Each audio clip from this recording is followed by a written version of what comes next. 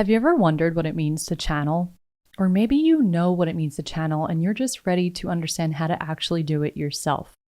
Or maybe you're more interested in learning about meditation and what is actually happening within the body and the mind so that you can really start to hone in on your own meditation practice. Bella and I are going to deep dive into these topics of meditation, channeling, visualization, how to actually access your subconscious mind through visualization, how to access these heightened energy states in order to channel. It is a freaking jam-packed episode. And if you have any questions on meditation and channeling, you're going to have them answered by the end of listening to this. Now, there's not only going to be a very educational aspect of this, but just by you learning about the science of what's happening in the mind and the mystical aspects of channeling and meditation, you're going to feel so inspired to start taking your practice to a completely new level. I know when I started learning about what is truly happening in the mind and what's happening in the body when I sit down to meditate, that began to show me that, okay, wow, this practice is freaking potent and I should really start taking it more seriously and start making the time to sit down each morning for 15, 20 minutes and really hone in on my practice. So we hope that by you guys listening to this episode, you're going to feel similarly of really wanting to take your practice to a whole new level. Now, you'll hear me refer to a book in this episode, and I just wanted to add here that the name of that book is Project 369. This is a manifestation journal that also includes teachings in the beginning of the book. And if you guys are interested in purchasing your own, you can head down into the show notes, and there is a link for you guys to check that out. So without further ado, let's get into the episode. What's up, guys? I'm Nikki. I'm Bella. And this is the Out of Our Minds podcast, a playground for mystics and self-explorers to journey through the vast realms of the universe, cultural landscapes, and spiritual expansion. Join us weekly as we dive into thought-provoking discussions that unveil the mysteries of existence and nurture the growth of our consciousness.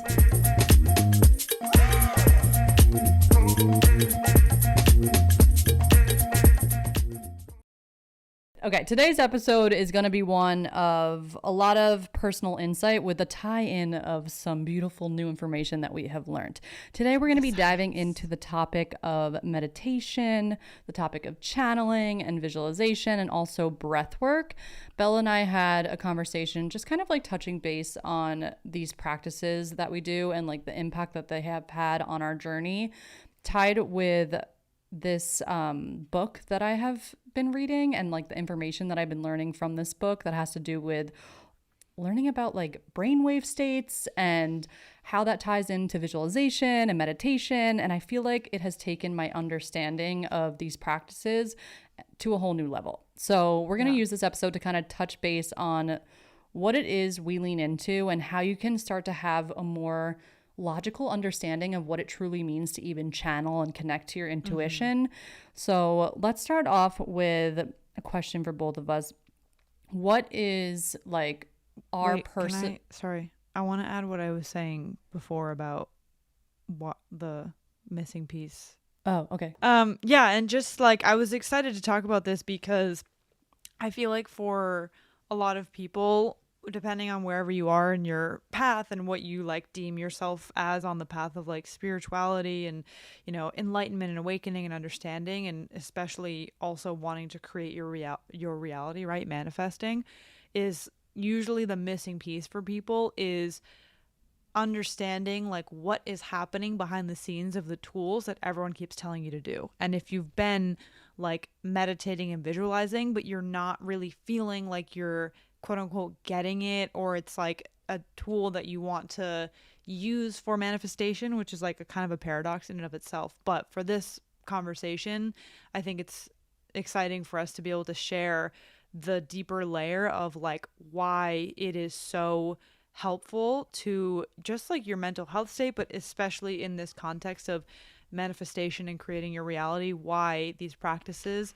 are so key. And it was really cool because Nikki was like texting me with all these kind of things clicking and epiphanies of what she's saying is like when you know these things, but then you read about it or you learn about it, you listen to like a video and it hits you on another level, it like confirms again, you're like, oh, this is why people do it. Like, this is why it's making sense. This is why I've been, you know, really enjoying doing XYZ.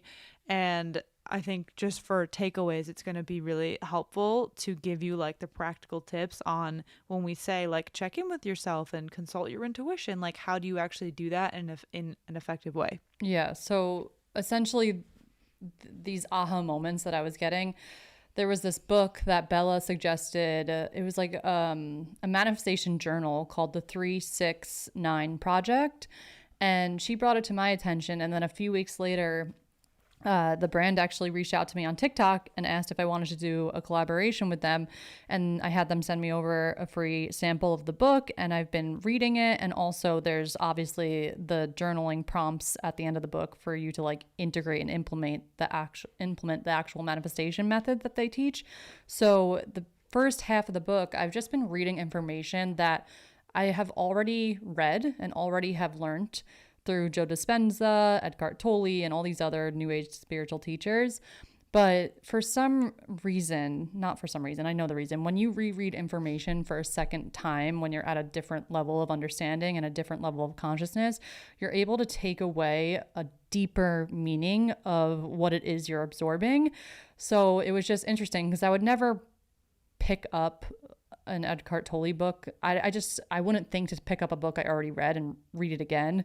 But reading this book, I've been reading the same information for a second time. And I was having all these clicks and aha moments of really feeling into, wow, like I truly understand what is happening now when I'm sitting down at my meditation and I feel like this electrical current in my body, and then all of a sudden I'm receiving this really beautiful intuitive advice, which happens to me when I'm sitting in longer meditations.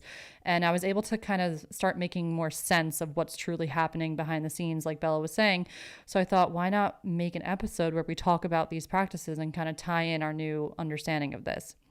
So let's start off with silent meditation and talking about just like the progression of our journeys with that.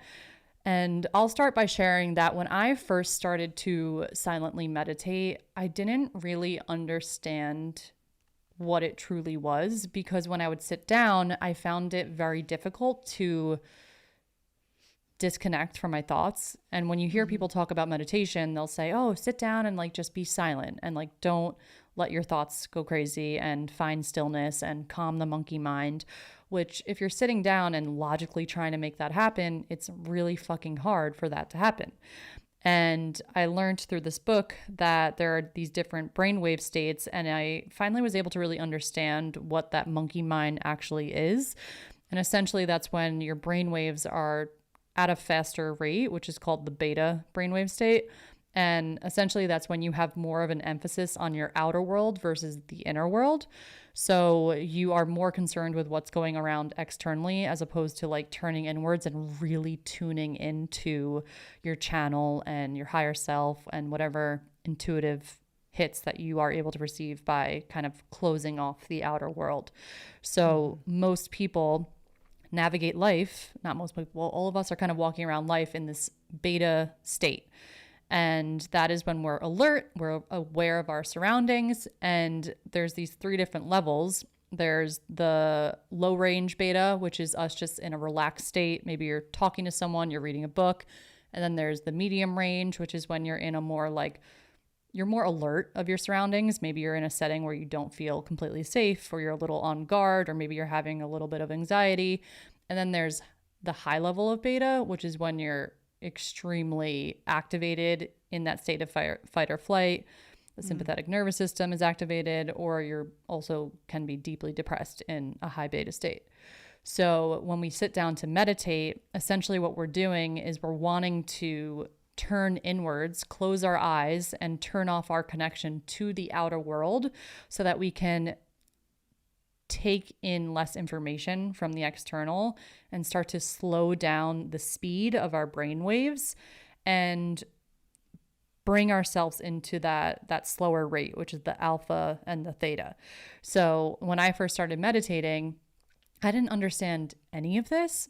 So I would sit down and I would have thoughts, and I'd be like getting upset by the fact that like thoughts were coming up, and I would get agitated and frustrated, and then I would just kind of like give up, and I would go in and out of this practice of like giving it another try. And this is like years ago. This is when I was working my 9 to 5 job in New York City. I remember I started meditating, and I started with the app. What's that like classic meditation app?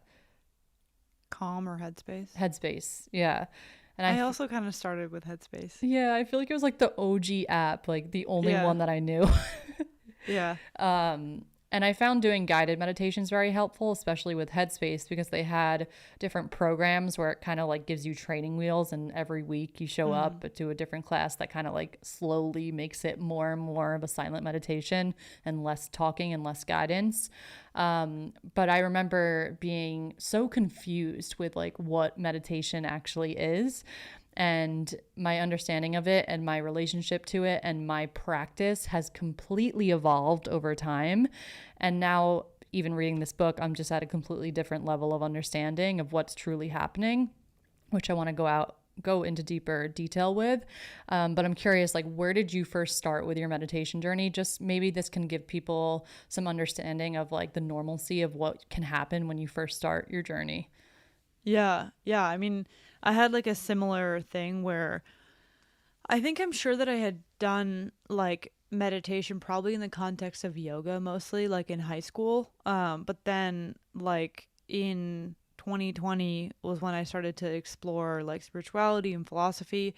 And at that same time, I also like got the Headspace app, and I started to like just take more time to meditate. And I think I also, that was a time when I was just like reading the books and things were finding me, that I also was invited into this world. So it started out similarly where I would just kind of do it as like, you just like sit, cross your legs and hang out and close your eyes, and you're like, okay, like whatever. And you would do like guided ones. And I found the guided ones too, like you're saying, really helpful to just like put something else into my mind and help me to like have an experience different than what, like whatever emotional or brain state that I was in.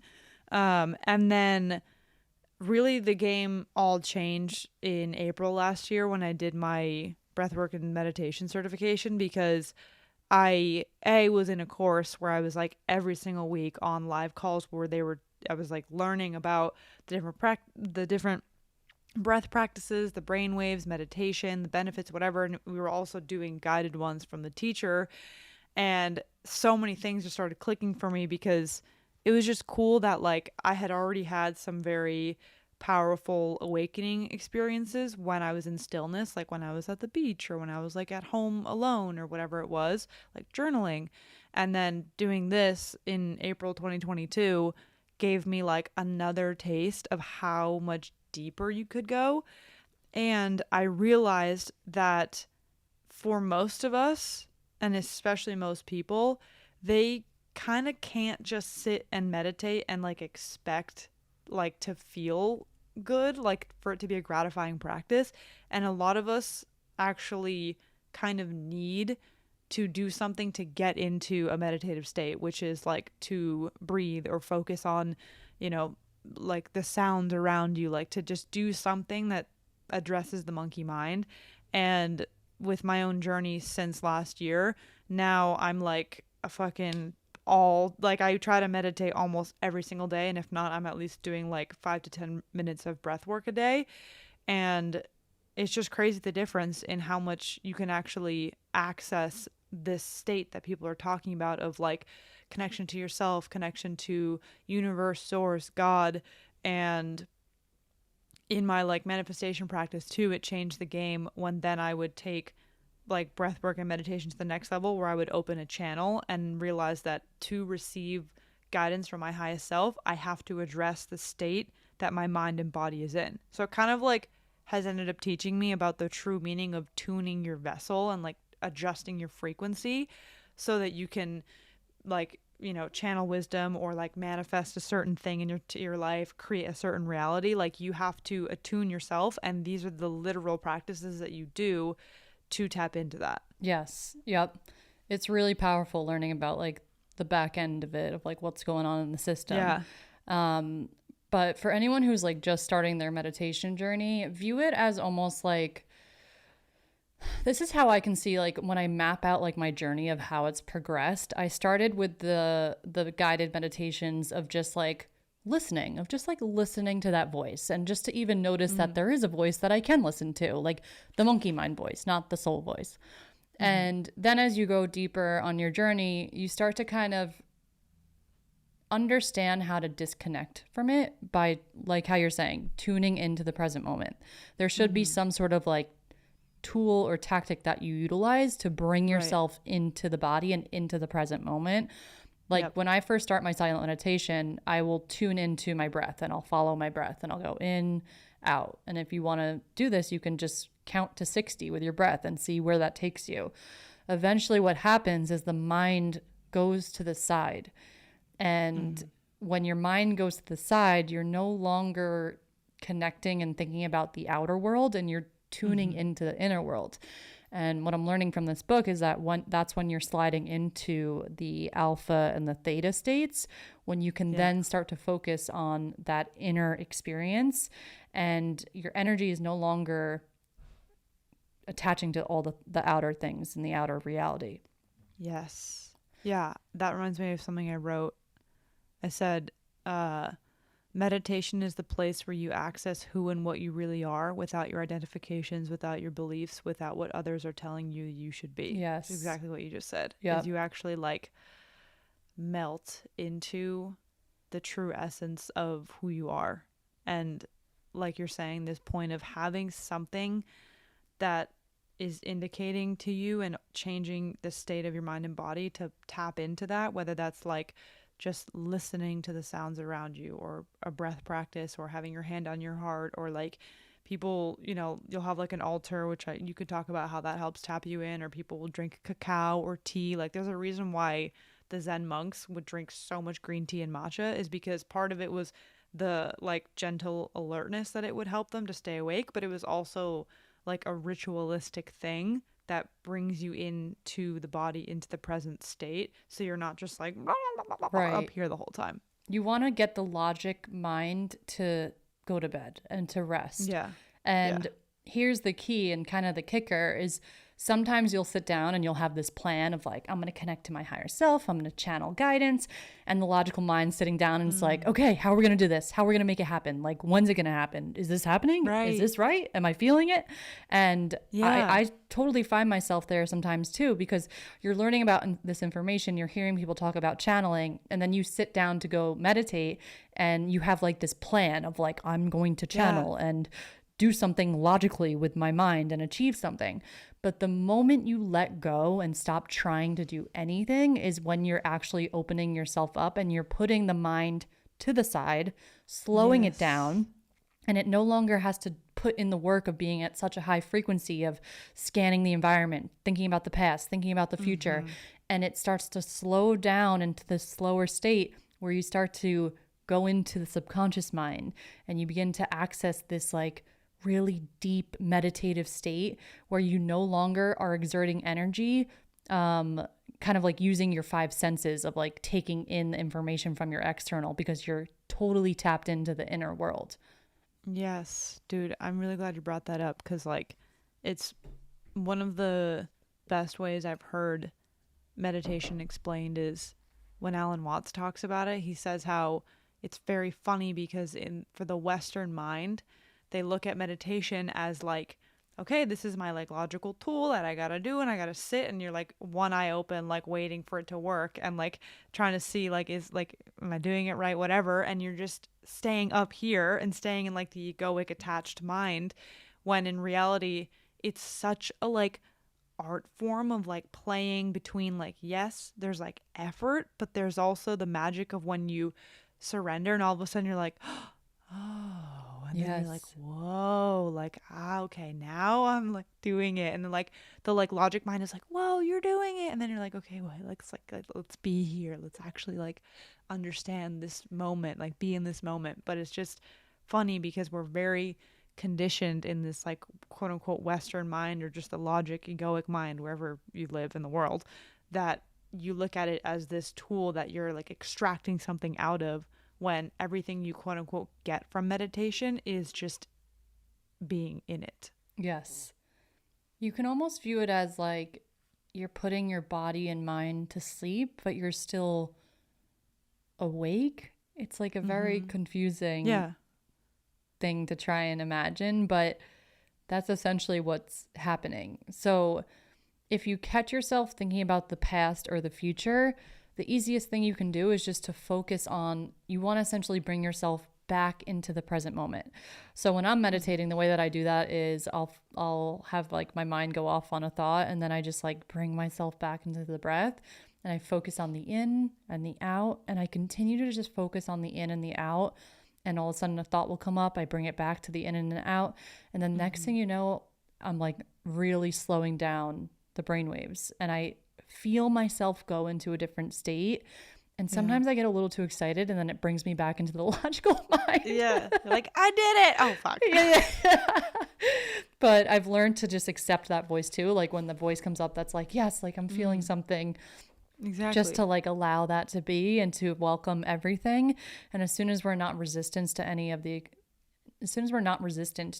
experience is when we will start to really welcome the kind of euphoric psychedelic feelings that begin to enter. So there was another thing that I began to understand on a deeper level from watching the Joe Dispenza video that I sent you, which we'll link in the show notes. It pretty much is like a 10-minute crash course on understanding the different brainwave states. But for the longest time they've been studying this, they've only understood these 4 brainwave states: beta, alpha, theta, and delta. And just to do like a quick little summary, I spoke about beta before. That's the fastest one. That is when we're focused on the outer world. That's what most people are just like, that's what we're kind of like living in on our day to day. And then alpha and theta occur through Is that what you said? What was that? Which one were you just talking about? Beta is the fastest one. We're in day to day. Okay. Yeah. And then the alpha and theta states. And mind you, when you hear about these states, it's not like your brain turns on, now we're in alpha, now we're in theta. There could be multiple different kinds of frequencies happening at once. It can be changing on and off from 2 different frequencies.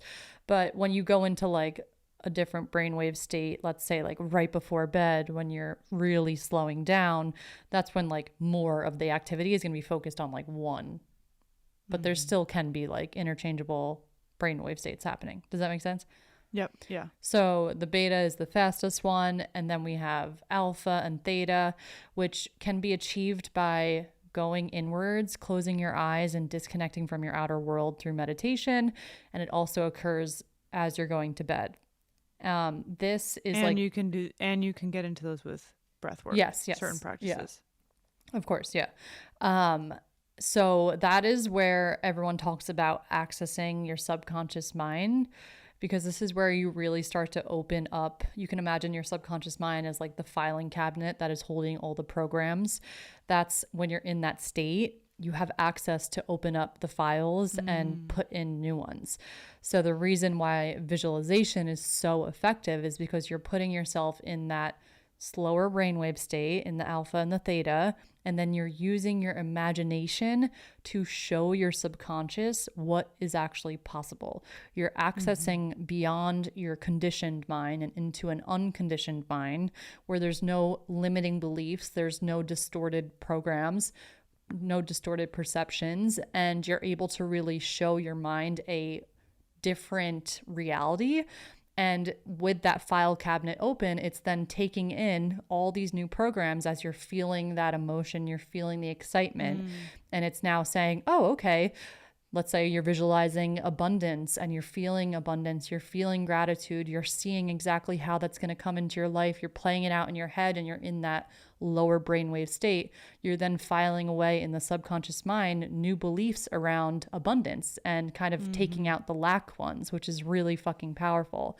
And there also is this access that we get in meditation to the superconscious. Have you ever heard of this term? Vaguely, like a few times. I haven't really dove in deep into it, but so essentially the superconscious is what you don't want to define because it's kind of undefinable, but it's the part of us that is the eternal. It's the ultimate like oneness.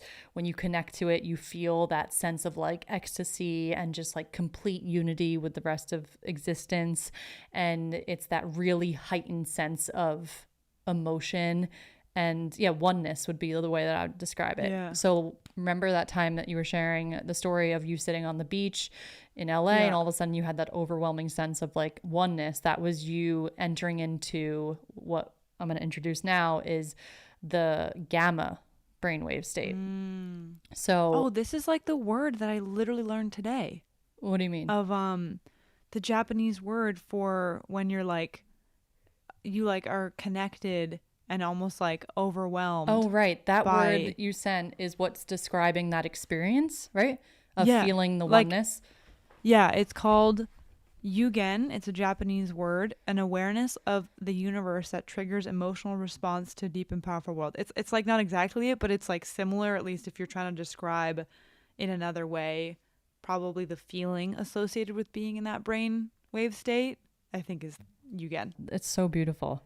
So, with these different brainwave states, I did miss one that's even slower than the alpha and theta, which is delta. That's when you're like purely connected to your subconscious mind and also is a feeling of oneness. So, those four states have been like the norm of what people have been studying, but they've now been kind of like having a deeper understanding of this even higher than beta brainwave state called gamma, which is what I was just describing. Yeah. And this is where you have access to the super conscious. This is where you go into a super elevated, high energy state and you have direct connection to source. So, Yeah. this, I need to just share that, like, when I was reading about this was truly blowing my mind because I've always had this experience that I couldn't actually put words behind. I tried to make like a reel recently about this. I think it was like a few weeks ago. I posted one talking about how once I get up to a certain like minute in my silent meditation, and when I truly, it doesn't have to do with the minutes, but when it's me truly releasing my attachment to my mind, I start to really access like this stream of information and I receive visuals and like lessons on the universe, and it's really fucking interesting, and I've never been able to put a word to it and like meaning behind it because I just truly didn't know what I was experiencing. Right. And when I'm experiencing that and feeling that information being channeled is when I'm also feeling this really high frequency and this really elevated state of emotion. So I've now learned that gamma, let me like read a little. The yogis were able to reach such high levels of gamma waves, not just through any meditation, but a compassion and bliss meditation that activates the superconscious.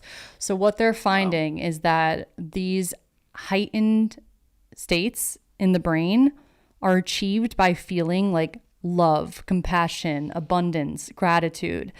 And it's the craziest thing. When I was reading this, I was like, holy shit, that makes so much sense, because every time I want to channel any sort of like visual or lesson from the universe, I put myself in this very high energy state by thinking about like all of the gratitude and all of the abundance and all of the love and all of the joy that I feel in my life.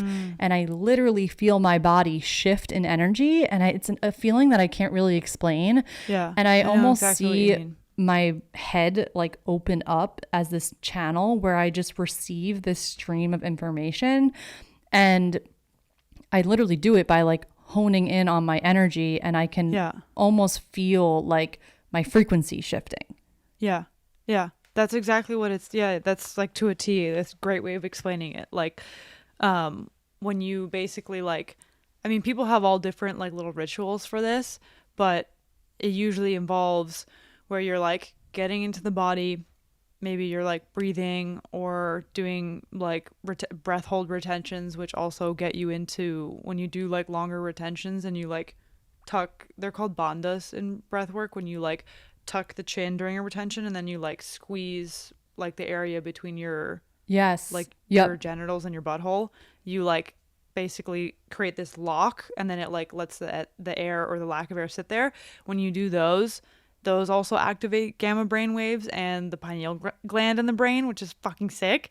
So like in your like channeling ritual, it's like whatever you do to do that, or you're like in that heart space of feeling like gratitude or love, and like you're literally just naming off all the things that you're grateful for and that you know love and feel like appreciation for, and then when you like either just continue in that state, or you can literally like ask or say, visualize that you're opening a channel to the highest form of love and light, and my top of my head will literally tingle or feel cold suddenly. Yeah. And that's when I know I'm like tapped in, is because I literally picture like the fucking like beam of light going up to the universe, and it's just crazy. Like the feeling is just beautiful. And that's like, we're not on any psychedelic drugs. Like we're literally just on our fucking breath and our own ability to like tap into certain high frequency emotions. Yeah.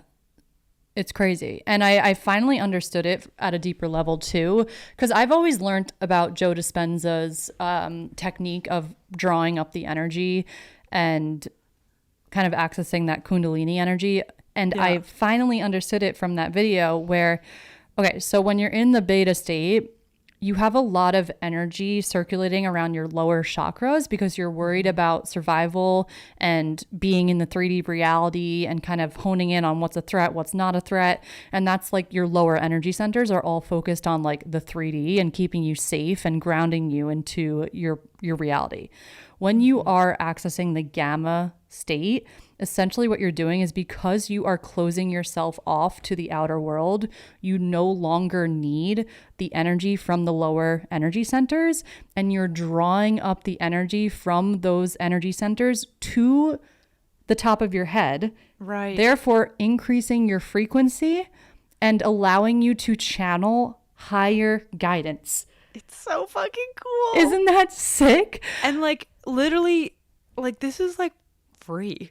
Like you literally just like do it yourself. Like You can it's connect so to God for free. for free. Like this is not, it's like shouldn't be gate kept information. I mean, when you start to learn about this shit too, you start to think, damn, they really must be trying to keep this shit from us for a fucking reason, because they don't want us to remember that we are literally God, and we don't need to look outside of ourselves to get fucking approval and whatever and all this bullshit. Like this is why it's the missing piece. Like this is why, if you feel like you understand these concepts on a conceptual level, but you haven't felt it in your fucking bones and in your cells, like this is the piece, because this is where you access it and you're like, holy shit. Like, Yes. I did that.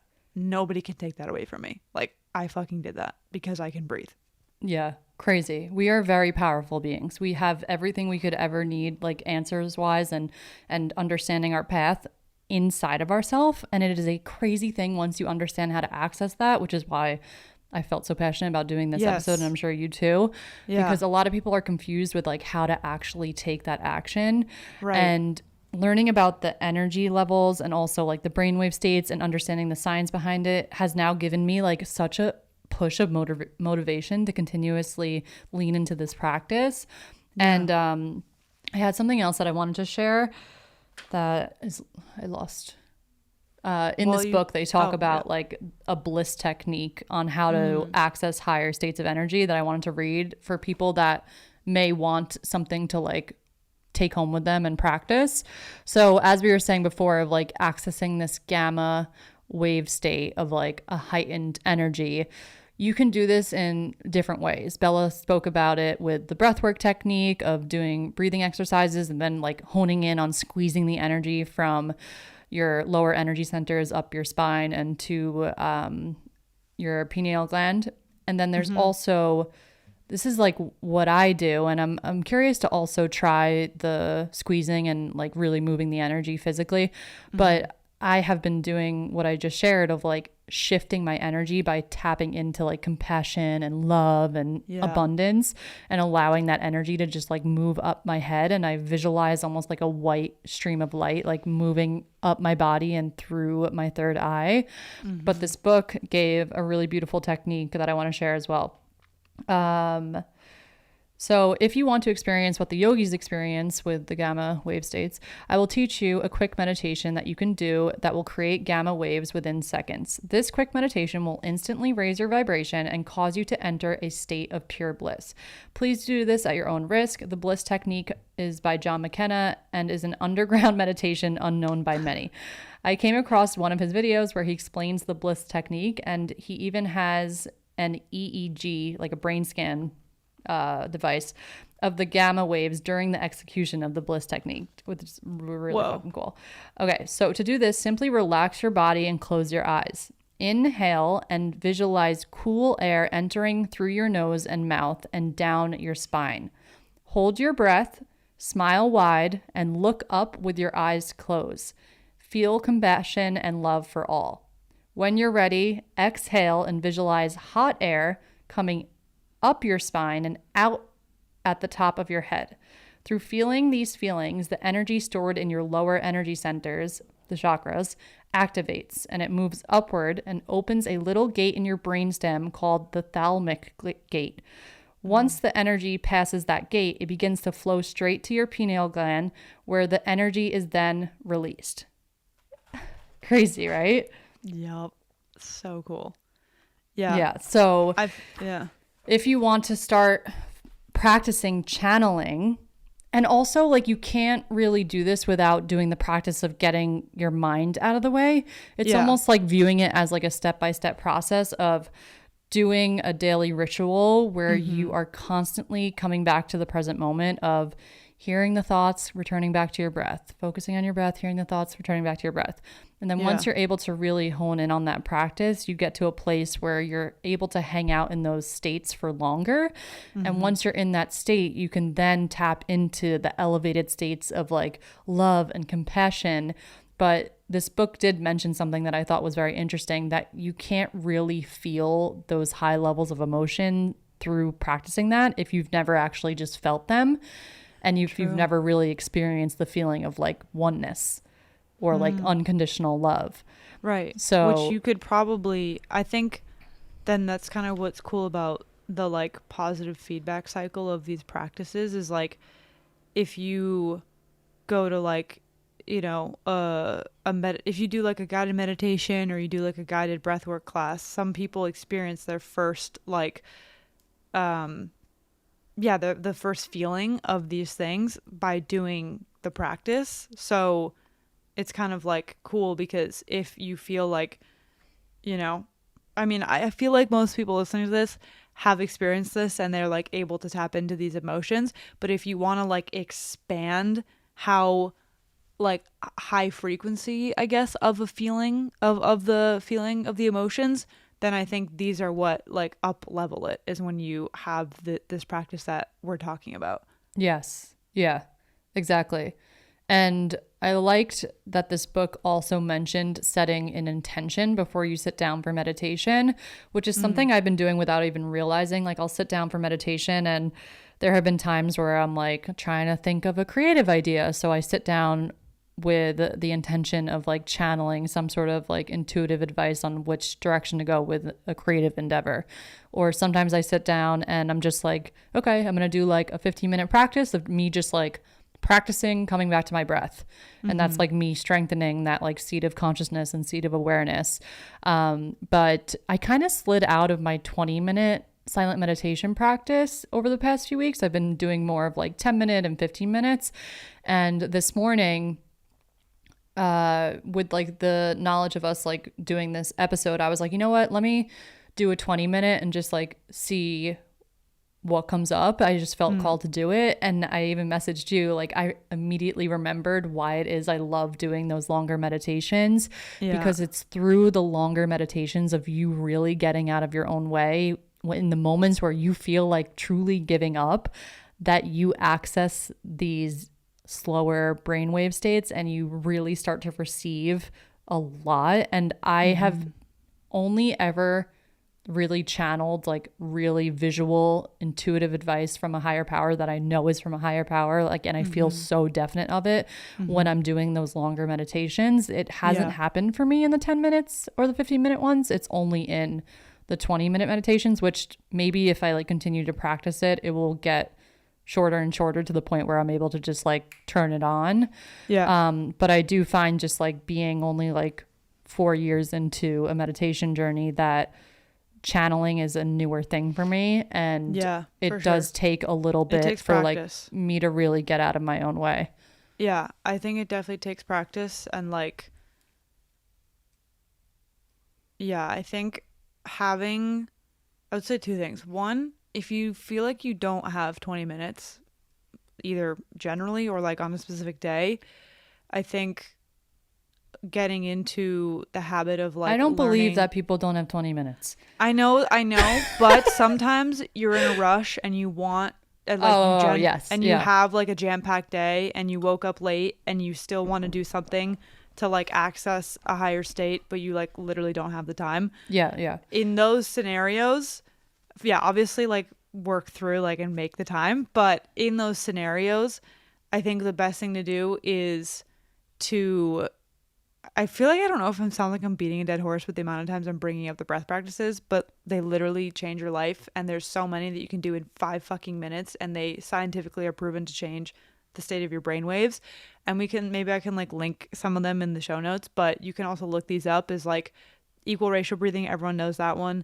Kapalabhati, which is breath of fire, is one that I do every day, especially before meditation. And that drops you in so fucking fast and gets you like into the alpha state within 5 minutes and then theta within 10. And that's just like if you like repeat it for that many minutes. And I feel like, and then there's a bunch of other ones that you can look up, but like those are the main two that are the most helpful. And if you have just 5 minutes, like that is what you should do, because that is what will change your state. And then if you have the longer time, like do the breath practice for 5-10 minutes and then like count that as like you're getting into meditation. And then that's the practice of have the little ritual where you're sitting, you're setting the intention, you're getting to the calm state. You're like, you can say like, I'm asking my guides for help on XYZ, or I just want to feel like calm today, or I'd like clarity on my business. Like this is where, when we say like turn inwards and get the answers from yourself, this is the tool to do that. And then that's why hammering home this idea that you have to be aware of the state of your mind and body and the state of your brainwaves, because that affects the information you receive through everything that Nikki just explained about wanting to access the subconscious and the other parts of you.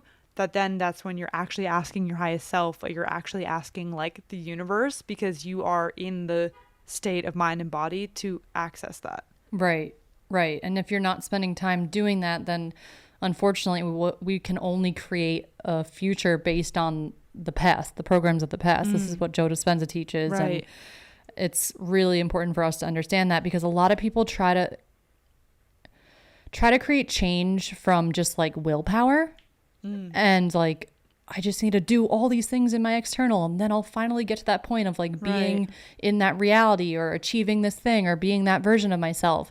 When if you just turn inwards and really start to visualize that version of you and tap into that energy, you will show up in your reality as that version of you in the now. You don't need to wait for something outside of you to feel and grant yourself permission to feel those emotions. And then the craziest thing is that you're rewiring your subconscious around what is possible, therefore changing the way that you interact with your reality, and it's changing the way that your reality is manifested. It's fucking wild. Yeah. And then like to the point of visualization is also very powerful when you're in the alpha state, which again is like another positive feedback loop of why these things work so well.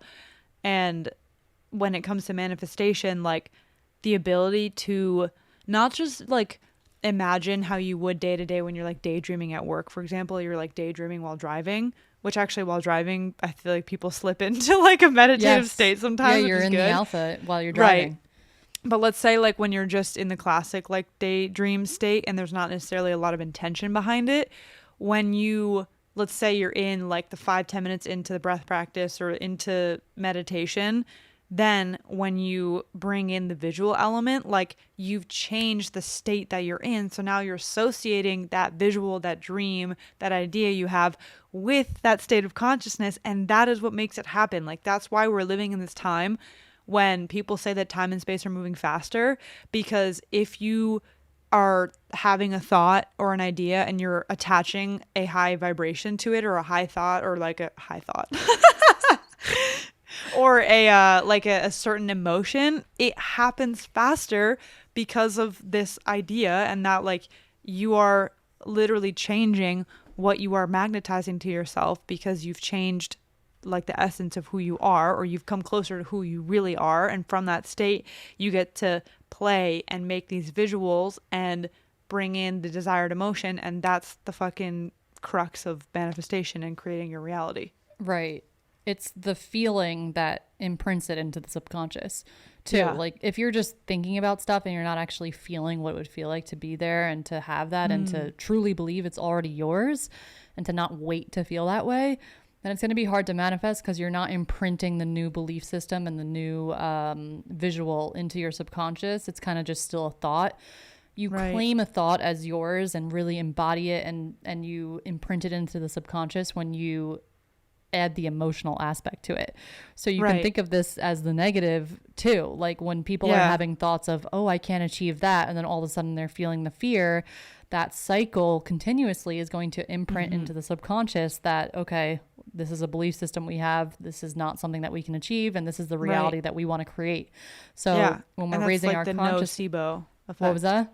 The nocebo effect is like the opposite.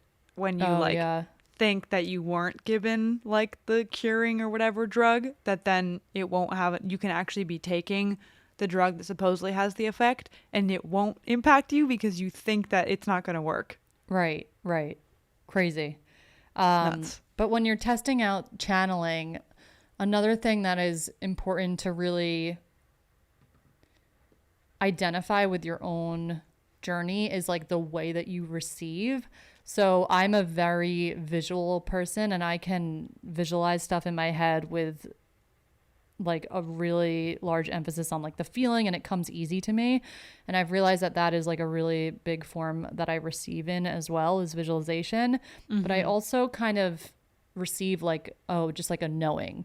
Yeah. I think it's different for everyone. This is like what you can learn on your human design is everyone has a different, there's 6 types of what they call cognition, and everyone has a strongest sense of those. And so like knowing also your strongest sense, I think helps with this too, because if like the idea of having an image in your head doesn't super resonate, I would find out and look up your human design to figure out which is the strongest sense. The 6 of them are smell, taste, outer vision, inner vision, feeling, and touch. And Yes, everyone has powerful. a different strongest one. So like it's cool to find that out, because then you can realize, oh my God, like I always feel very strong when like this thing happens, or this sense of mine is very tuned in.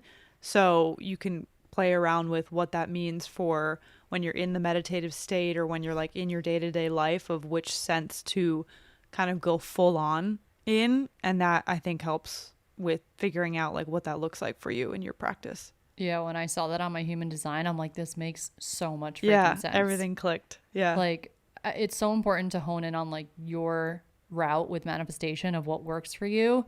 And I have come to realize that when I sit down and I visualize, it is like so potent for me, and to feel it and to visualize and that combo together, it's like a no-brainer. Like it works every time. Yeah. Works every time.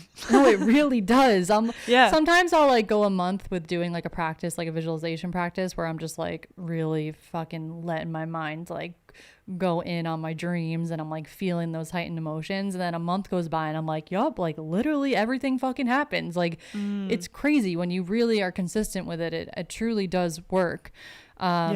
I had another thing that I wanted to share about visualization, that when you are allowing yourself to get into the alpha and the theta states and you're visualizing, I think I may have mentioned this before, but I want to talk about it a little deeper here. Like you're pretty much getting past the conditioned mind. And I feel like that is you connecting to your higher self, which is like your true self without any programming, because you're beyond the conditions of the beliefs and the limitations, and you're accessing this part of you that is unconditioned. It's unconditional. Yes. And with that, as you allow yourself to visualize, this is where I feel like you hone in on different timelines and different versions of yourself, because there is the you that had a program of like complete abundance, that's like living in a completely different reality.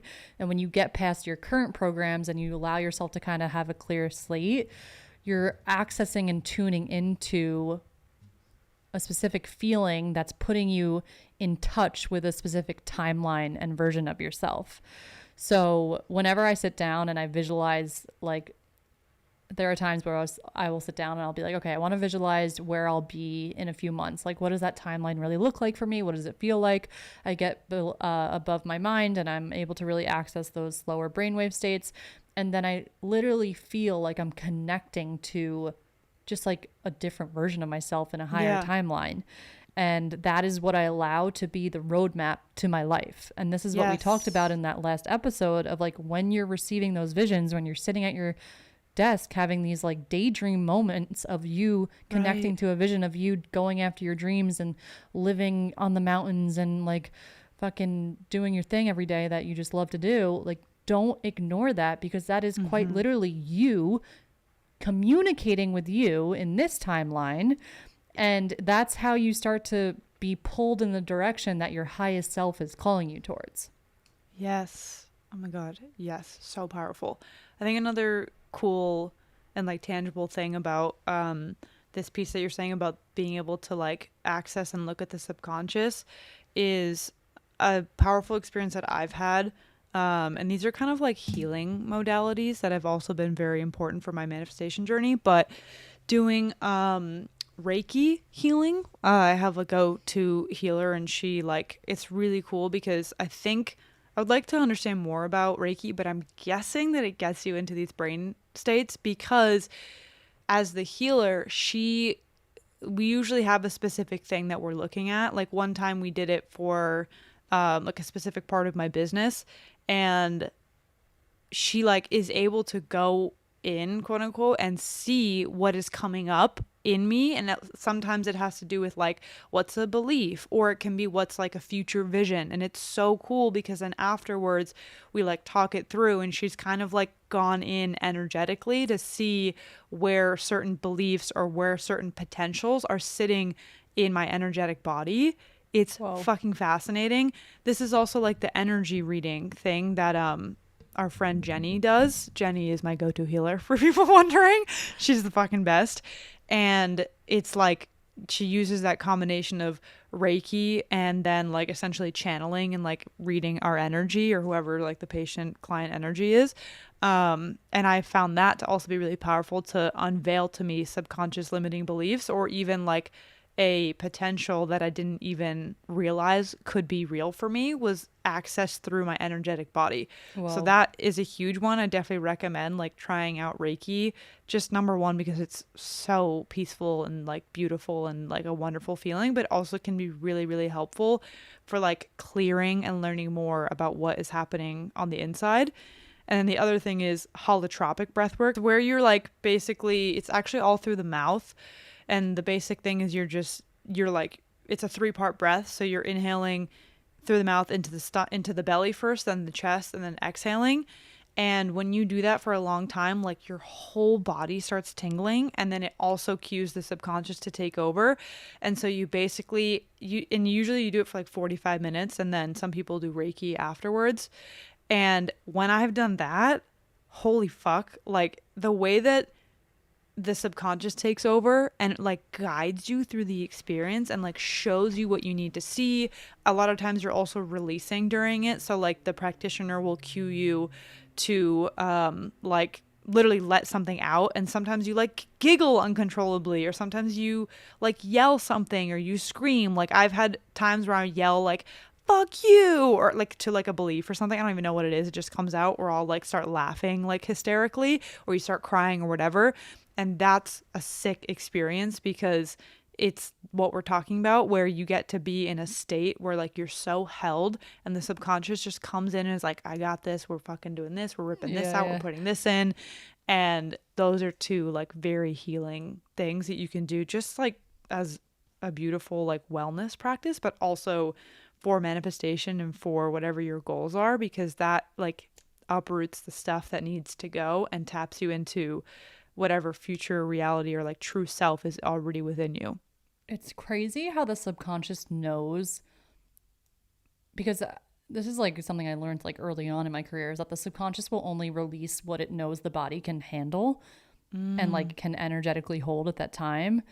So it's not going to like pull up all this dark shit from your past if it knows that you cannot actually hold that frequency and that release. Right. So when you're doing these practices, it's like I visualize almost like the file cabinet is in order of importance of like what needs to be taken out. And if you can also think of your reality as the things that trigger you the most now, or are the files in the subconscious filing cabinet that are ready to be released.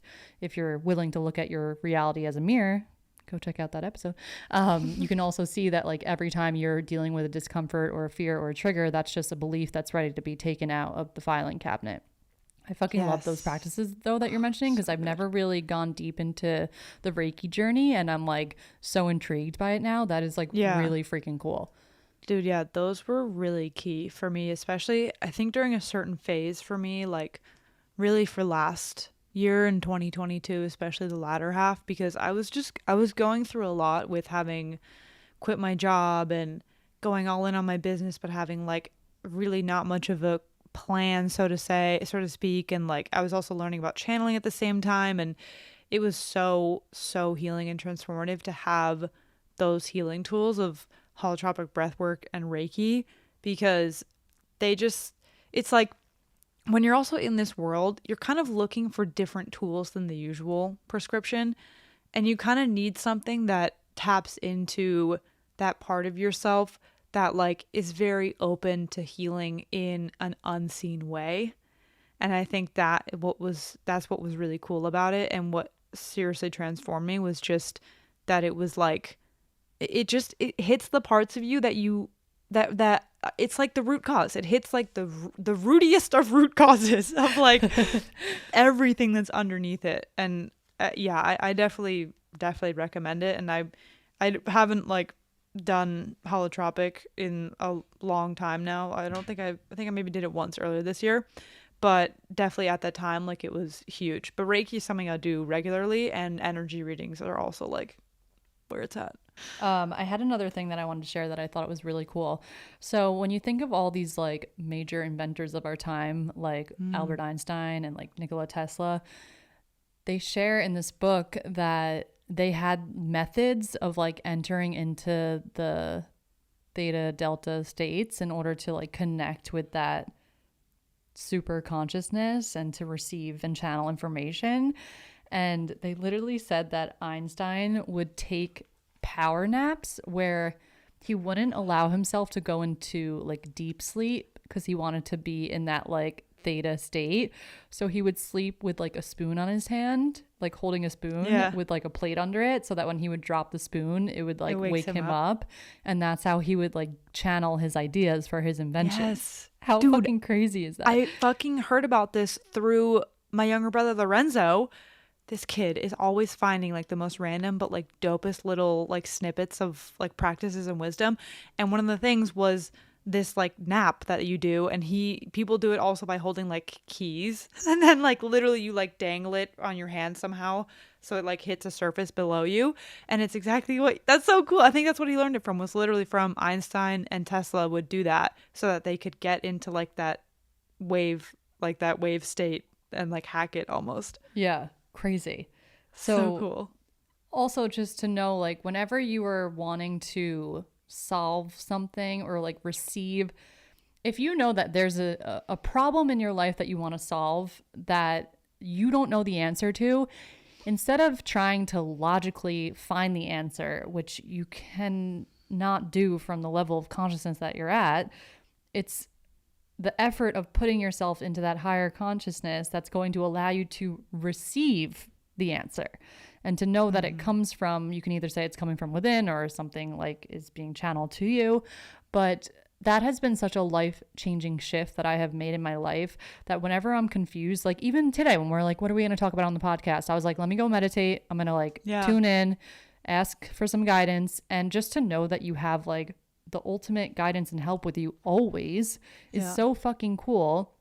And to utilize that not only in the moments where you're just looking for some like creative hits, but also to use that as like the fucking roadmap to your life, to utilize turning inwards and the visualization of your future as the roadmap to your life. Because if you don't spend time visualizing that, then you're just going to manifest the life that is a product of the programs. So this is all like very powerful stuff that all feeds into different types of goals with this journey.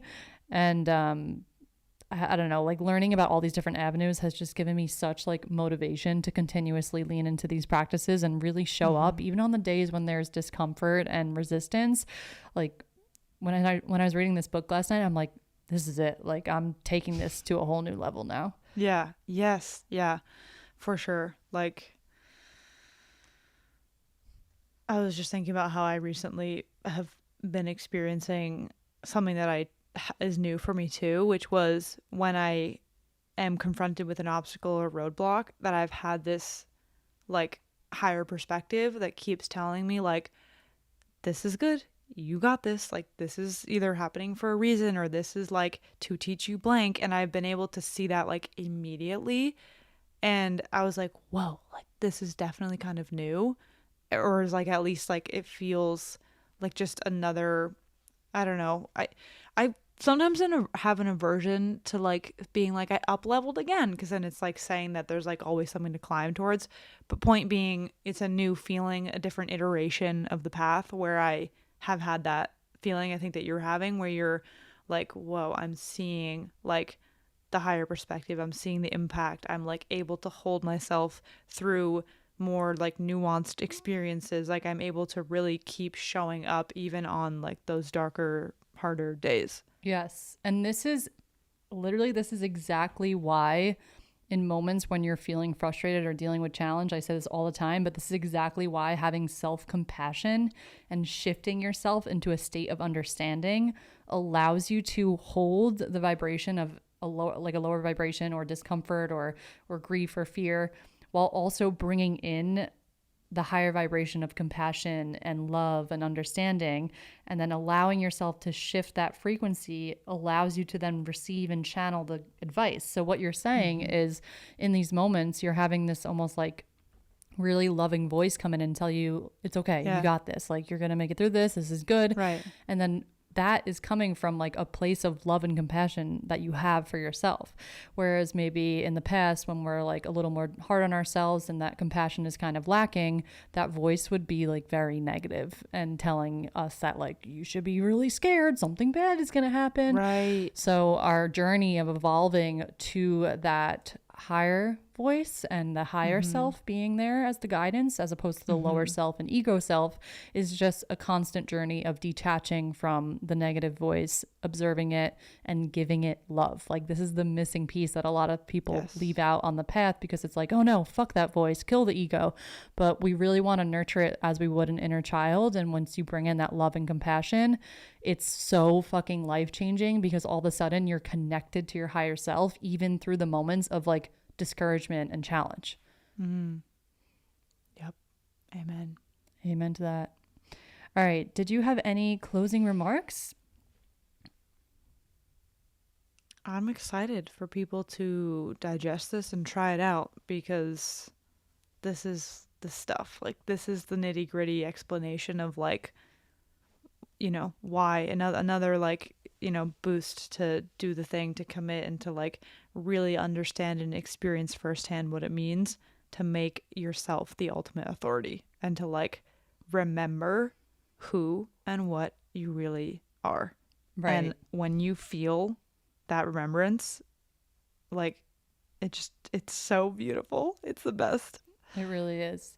And if you're looking for some takeaways from this episode, if you are someone who has been meditating and you've entered into that state of like detachment from your mind, maybe it's time to play around with shifting into the higher energies. So you can take the route of what Bella shared with using some breathwork techniques and bringing that energy up the spine, or maybe play around with entering into like deep states of compassion and love, and then pulling that energy up as you feel those elevated emotions.